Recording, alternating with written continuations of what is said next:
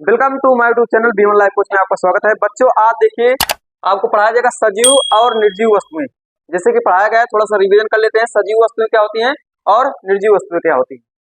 तो प्रतिदिन जब हम स्कूल आते हैं तो कुछ ना कुछ रास्ते में देखते हैं ना, तो अलग अलग वस्तुएं दिखाई देती हैं।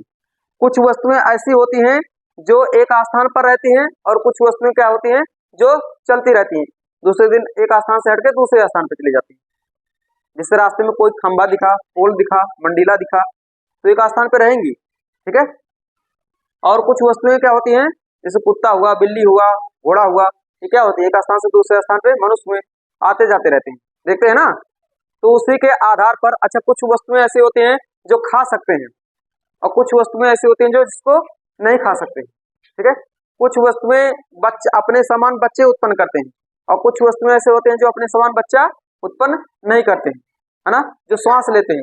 इसी के आधार पर हम वस्तुओं को दो भागों में बांटते हैं। कितने भागों में? दो भागों में।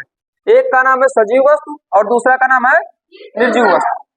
सजीव वस्तु में जिसमें जीवन होता है, ठीक है, जिसमें क्या होता है, जीवन होता है और जीवन संचार की क्रिया होती है। जैसे मनुष्य हो गया, पशु पक्षी हो गया, पेड़ पौधे हो गए, ये आपके क्या कहलाते हैं, सजीव होते हैं। सजीव के कुछ लक्षण हैं। सजीव हम कैसे कहते हैं, सजीव जो होता है कोशिकीय संरचना होती है। जैसे जब भवन बनता है, भवन का मतलब क्या हो गया, घर। जब घर बनता है तो उसके लिए क्या क्या जरूरत होती है, हाँ, बहुत सही, ईंट, सीमेंट, बालू, छड़ सब पड़ते हैं तब जाके भवन तैयार होता है। उसी तरह जो उसी तरह जो सजीव वस्तु होते हैं, ठीक है, उनके लिए क्या होती है, छोटे छोटे कोशिकाएं होती हैं, ठीक है। वो शरीर का निर्माण कैसे होता है, कोशिका से मिलकर होता है, जिसको कोशिकीय संरचना बोलते हैं। और कुछ कोशिकीय जो कोशिका होता है, देखो एक कोशिकीय, कुछ कोशिका सिर्फ एक के कोशिका से मिलकर होता है, जैसे अमीबा, पैरामीशियम, ये जो होते हैं ये भी जीव हैं, सजीव एक कोशिका से मिलकर होता है। बहुकोशिकीय में जैसे मनुष्य हो गया, पेड़ पौधे हो गए, चिड़िया हो गया, ठीक है, कुत्ता बिल्ली हो गया, ये बहुकोशिकीय में असंख्य कोशिकाएं मिलकर बनी होती है। और दूसरा है सजीवों का निश्चित आकार।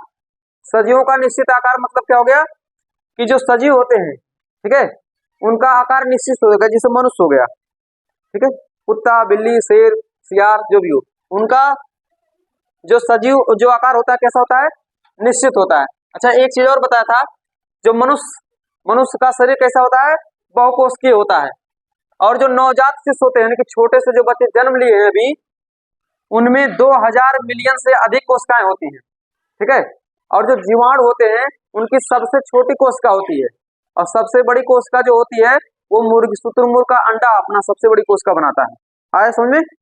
अब एक इसके बाद में पोषण। क्या है पोषण? सजीवों का एक और लक्षण है पोषण, यानी कि जिंदा रहने के लिए भोजन की आवश्यकता होती है ना। तो भोजन की आवश्यकता होती है जिसके हम क्या बोलते हैं, पोषण बोलते हैं। सभी सजीवों को जीवित रहने के लिए, वृद्धि करने के लिए, जैविक क्रियाओं को सुचारू रूप से चलाने के लिए आवश्यकता होती है, जिसको हम पोषण बोलते हैं, ठीक है। पोषण का मतलब हो गया भोजन करना और उसका पाचन करना, ठीक है, वो पोषण के अंतर्गत आता है। और जो पौधे होते हैं, पेड़ पौधे, वो अपना भोजन किससे करते हैं, पोषण, प्रकाश संश्लेषण, प्रकाश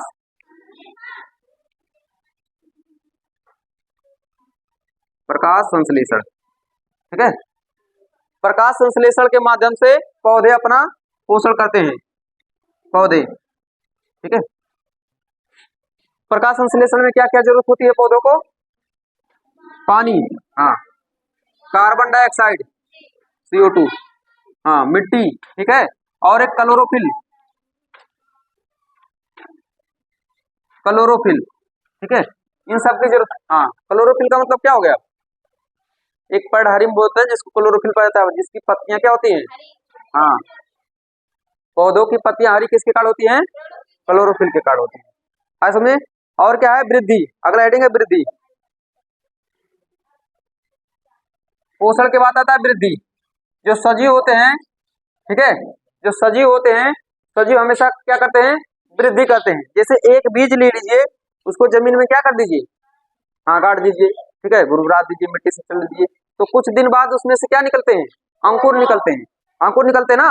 वो धीरे धीरे क्या होते हैं, अंकुरित होकर धीरे धीरे पौधे बन जाते हैं, बहुत बड़े पौधे बन जाते हैं और एक वृक्ष का रूप ले लेते हैं।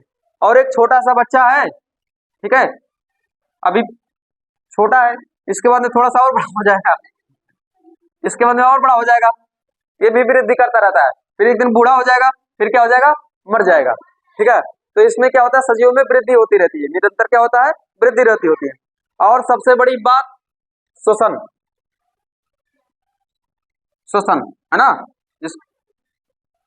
श्वसन मतलब क्या होता है, सांस लेना, क्या होता है, सांस लेना, श्वसन, ठीक है। श्वसन मतलब क्या होता है, सांस लेना। जो सजीव होते हैं वो सांस लेते हैं, उनको जिंदा रहने के लिए क्या आवश्यकता होती है, श्वास। अच्छा, जो मनुष्य होते हैं, जो जीव जंतु होते हैं, उसमें से देखो कार्बन डाइऑक्साइड क्या करते हैं, बाहर निकालते हैं, है ना, और जो ऑक्सीजन होता है उसको क्या करते हैं, ग्रहण करते हैं, इसको ग्रहण करते हैं, और क्या करते हैं, छोड़ते हैं, छोड़ते हैं।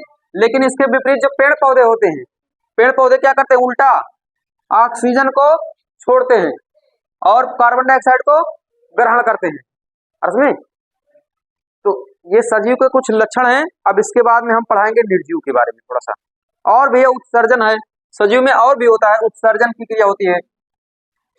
किसकी क्रिया, उत्सर्जन की क्रिया। उत्सर्जन का मतलब हो गया जो शरीर के अंदर से अपशिष्ट पदार्थ है, खराब पदार्थ है, उसको बाहर निकालना, जैसे मलमूत्र हो गया, और क्या हो गया, पसीना हो गया, इसको शरीर से बाहर निकालते हैं, है ना। और एक और चीज, एक बात है, सजीवों के प्रति एक संवेदन होता है, संवेदी अंग कहते हैं जिसको। किसी जीवित प्राणी के प्रवेश अथवा वातावरण में होने वाले किसी भी परिवर्तन उद्दीपन कहते हैं, जिसमें प्राणी में संवेदना उत्पन्न होती है। उद्दीपन के फलस्वरूप जीवित प्राणी द्वारा प्रकट की गई अनुक्रिया संवेदना कहलाती है। ऐसे में गतिशीलता है, अनुकूलता है, और प्रजनन क्या है, प्रजनन। प्रजनन का मतलब हो गया अपने समान बच्चे पैदा करना, ठीक है। जो सजीव होते हैं वो क्या करते हैं, अपने समान बच्चे पैदा करते हैं, आया समझे। और जो कोशिका होती है, यहाँ से जो कोशिका जो था, कोशिका, कोशिका से मिलकर बनता है ऊतक, क्या बनता है, ऊतक बनता है। ऊतक से क्या बनता है, अंग बनता है, क्या बनता है, अंग से पूरा शरीर का निर्माण होता है, ठीक है, जिसको अंग तंत्र बोलते हैं और उसको शरीर बोलते हैं, शरीर, ठीक है। ऐसे ही जीवन चलता रहता है, ठीक है। इतना समझ में आया। अब आते हैं दूसरे वीडियो में।